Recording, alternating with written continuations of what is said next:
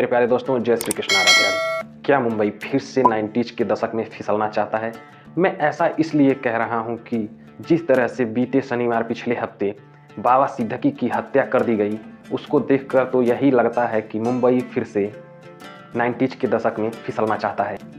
क्योंकि 66 साल के बाबा जियाउद्दीन सिद्दीकी कि जिस तरह से गोली मारकर हत्या कर दी गई, बेहद ही चिंताजनक बात है। जिन्होंने 1980 के दशक में कांग्रेस पार्टी के छात्र नेता के रूप में अपने राजनीतिक जीवन की शुरुआत की। बाबा सिद्दीकी 3 बार विधानसभा के लिए चुने जा चुके थे और 1 बार मंत्री भी रह चुके थे। हालांकि उन्होंने हाल ही में कांग्रेस पार्टी को छोड़ दिया था। देश के एक प्रभावशाली राजनेता या यूँ कह सकते हैं कि हाई प्रोफाइल नेता बाबा सिद्दीकी, जिनकी नज़दीकियां बॉलीवुड सितारों से भी काफ़ी ज़्यादा थीं, जिनको पिछले हफ्ते गोली मारकर उनकी हत्या कर दी गई, वो भी उस वक्त जब वह अपने बेटे के ऑफिस से लौट रहे होते हैं। हालांकि बताया जा रहा है कि उस वक्त माता दुर्गा जी का जुलूस निकल रहा होता है, जिसमें पटाखों की आवाज़ के बीच से 3 शूटर अपना मुंह रुमाल से ढककर आते हैं और अचानक से फायरिंग शुरू कर देते हैं और बाबा सिद्दीकी को कई गोलियां लग जाती हैं उस फायरिंग के दौरान। हालांकि बाबा सिद्दीकी को फायरिंग के बाद लीलावती हॉस्पिटल में ले जाया गया, लेकिन उनका खून ज़्यादा बह जाने की वजह से उनको बचाया नहीं जा सका। हालांकि इस वारदात के बाद शूटरों को अरेस्ट किया गया, जिसमें कर्नेल सिंह हरियाणा और धर्मराज कश्यप उत्तर प्रदेश और तीसरा शिव कुमार यूपी से, और मुंबई पुलिस ने चौथे एक्यूज्ड का नाम भी बताया, जिसका नाम मोहम्मद ईशान अख्तर बताया गया। हालांकि जब तक यह वीडियो रिकॉर्ड हो रही है तब तक सभी शूटरों को अरेस्ट करने की पुष्टि नहीं हुई है।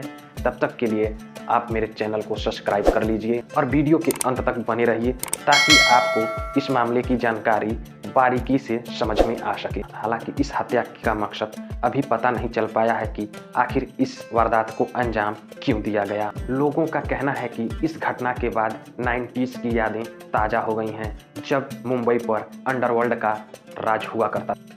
लेकिन कई मीडिया रिपोर्ट के अनुसार गिरफ्तार किए गए लोगों का संबंध लॉरेंस बिश्नोई के गैंग से बताया जा रहा है। पुणे से प्रवीण लोनकर को पुलिस द्वारा अरेस्ट किया जाता है, जिसने धर्मराज और शिव कुमार गौतम को 50-50 हज़ार रुपये में इस वारदात को अंजाम देने के लिए हायर किया था। फायरिंग के कुछ घंटों बाद फेसबुक पर एक व्यक्ति एक पोस्ट करता है और अपना संबंध बिश्नोई गैंग से बताता है और बाबा सिद्दीकी की हत्या के पीछे भी बिश्नोई गैंग का हाथ बताता है। अब सवाल यह उठता है कि लॉरेंस बिश्नोई गुजरात के साबरमती जेल में बंद है, तो वह अपना यह सिंडिकेट कैसे वहाँ से जेल में बंद रहते हुए भी चला रहा है?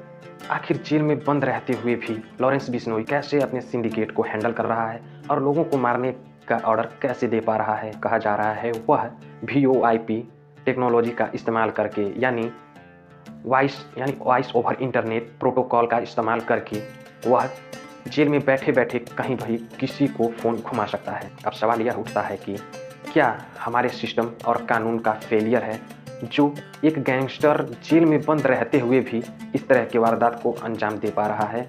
मीडिया रिपोर्ट के अनुसार बाबा सिद्दीकी की हत्या का कारण बताया जा रहा है कि सलमान खान से नज़दीकियां होने की वजह से बाबा सिद्दीकी की हत्या बिश्नोई गैंग ने की, और बताया जा रहा है कि सलमान खान के करीबी बाबा सिद्दीकी की हत्या इसलिए हुई क्योंकि कुछ महीने पहले जब सलमान खान के घर पर फायरिंग हुई थी, उस वक्त जो लोग गिरफ्तार हुए थे उसमें से एक ने पुलिस कस्टडी में सुसाइड कमिट कर लिया था। उसी वक्त खुलेआम चेतावनी दी गई थी सलमान खान को कि उनके साथ जो उनको अपना साथी बताते हैं या उनके लिए यह ठीक नहीं होगा, क्योंकि इसकी शुरुआत सलमान खान ने की है तो इसका बदला वह जरूर लेंगे।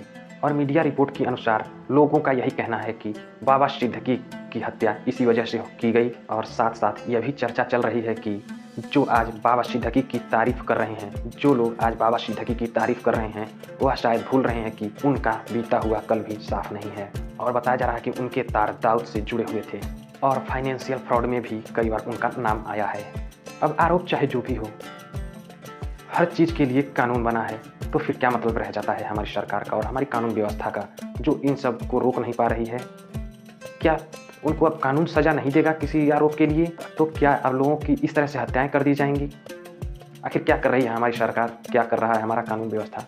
पिछले हफ्ते मुंबई के बीचों बीच जिस तरह से इस घटना को अंजाम तक पहुंचाया गया, ठीक इसी प्रकार 3 दशक पहले 90s के दशक में बीजेपी एमएलए रामदास नायक और प्रेम कुमार शर्मा को मार डाला गया था और शिवसेना के विधायक विठल चौहान और रमेश मौर्य की भी हत्या इसी खौफनाक तरीके से कर दी गई थी, जिस तरह से पिछले हफ्ते मुंबई के बीचों बीच बाबा सिद्दीकी की हत्या कर दी गई।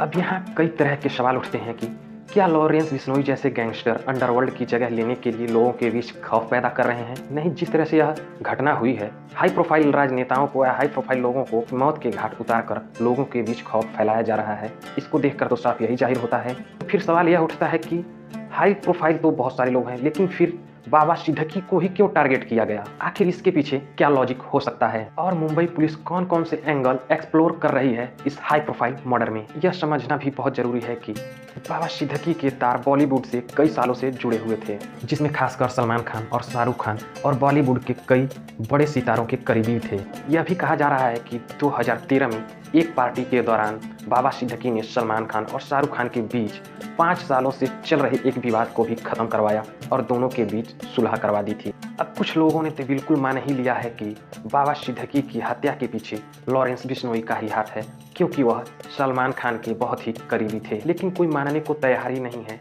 कि इस हत्या के पीछे कोई और भी मोटिव हो सकता है, क्योंकि जिस तरह से लॉरेंस बिश्नोई ने कोर्ट में पेशी के दौरान मीडिया में खुला ऐलान कर दिया था कि उनके जीवन का बस एक ही उद्देश्य है, सलमान खान का खात्मा। और इन्हीं सब कारणों की वजह से लोगों ने बिल्कुल मान ही लिया है कि इस हत्या के पीछे लॉरेंस बिश्नोई का ही हाथ है। अब कई लोग सोच रहे होंगे कि आखिर सलमान और लॉरेंस बिश्नोई के बीच ऐसा क्या विवाद है जिसकी वजह से लॉरेंस बिश्नोई ने सलमान खान को खुलेआम मारने की या खुलेआम खत्म करने की धमकी दे दी है। तो आप वीडियो के लास्ट तक जरूर बने रहिए, क्योंकि आप वीडियो जब लास्ट तक देखेंगे तभी आपको पता चल पाएगा कि आखिर इस हत्या का मोटिव क्या हो सकता है। आखिर लॉरेंस बिश्नोई ने क्यों सलमान खान के खात्मा का ऐलान किया? क्योंकि सलमान खान ने 2 काले हिरणों का शिकार किया था। लेकिन क्या इस किलिंग के पीछे कोई और दूसरा मोटिव भी हो सकता है? क्योंकि सिद्दीकी के रिश्ते बिल्डरों से भी काफ़ी ज़्यादा गहरे और क्लोज थे। बिल्डर जो थे वह बाबा सिद्दीकी जैसे नेता के पास इसलिए आते थे क्योंकि उन्हें अपने अप्रूवलों को पास कराना होता था और बाबा सिद्दीकी भी अप्रूवल पास करवाने में उनकी मदद करते थे। बाबा सिद्दीकी को 2018 में ईडी ने उनसे लगभग 500 करोड़ की संपत्ति जब्त की थी और मुंबई में 33 फ्लैट थे जो झुग्गी पुनर्वास योजनाओं से संबंधित भ्रष्टाचार में शामिल थे और बाबा सिद्दीकी मनी लॉन्ड्रिंग के आरोप में भी जुड़े हुए थे। और कहा जा रहा है कि स्लम डेवलपमेंट और एसआरए रीडेवलपमेंट में भी प्रॉब्लम आई थी। कहीं ना कहीं सिद्दीकी की हत्या के तार इससे भी जुड़े हो सकते हैं, क्योंकि सिद्दीकी के बेटे जियान ने भी इस मामले को लाउडली उठाया था और मुंबई पुलिस ने यह भी संकेत दिया है कि सिद्दीकी के साथ साथ उनके बेटे जियान को भी मारने की सुपारी यानी कॉन्ट्रैक्ट दिया गया था। लेकिन ऐसा भी तो हो सकता है कि यह किलिंग पैसों को और बिजनेस को लेकर हुई हो। लेकिन एक वजह यह भी हो सकती है कि कहीं ना कहीं इस हत्या के पीछे कोई और राज हो या कोई और मोटिव हो जिसका पता नहीं चल पा रहा है। लेकिन लॉरेंस बिश्नोई ने इसकी सुपारी लेकर एक अलग ही एंगल दे दिया, anti Salman, anti Dawood, anti corruption, इस तरह का मोटिव दे दिया।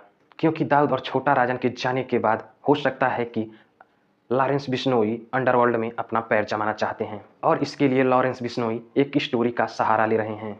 बात है 1998 की, राजस्थान की, जब हम साथ साथ हैं इस फिल्म की शूटिंग चल रही थी। उस वक्त सलमान खान ने 2 हिरणों का शिकार किया था जो बिश्नोई समाज के लिए पवित्र माने जाते हैं। इसके लिए सलमान खान को 5 साल की सजा हुई थी। हालांकि बाद में उन्हें रिहा कर दिया गया और कहा जाता है कि बिश्नोई समाज ब्लैक बक को अपने गुरु जम्बेश्वर का स्वरूप मानती है, प्रतिरूप मानती है और ब्लैक बग, काले हिरन जो हैं वह बिश्नोई समाज की पहचान भी हैं। और ब्लैक बग को लेकर बिश्नोई समाज में एक अच्छी बात यह है कि ब्लैक बग की अगर उस हिरन की माता अगर मर जाती है तो ब्लैक बग के बच्चे को बिश्नोई समाज की महिलाएं अपना दूध पिलाती हैं।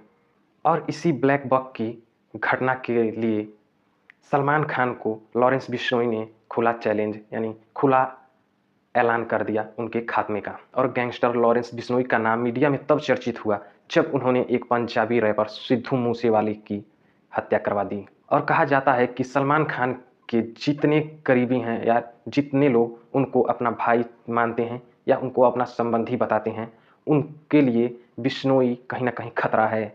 और शायद यही वजह है कि बाबा सिद्दीकी की हत्या कर दी गई, जो सलमान खान के करीबी थे। कुछ महीने पहले एक पंजाबी सिंगर एपी ढिल्लों के घर पर भी फायरिंग करवाई गई थी, जो कि जिनकी वीडियो में सलमान खान थे। आप लोगों ने एक वीडियो ज़रूर देखा होगा एपी ढिल्लों की, जो एक सिंगर हैं, उनकी वीडियो में सलमान खान थे और कहा जाता है कि इसकी वजह से ही लॉरेंस बिश्नोई ने उनके घर पर फायरिंग करवाई थी।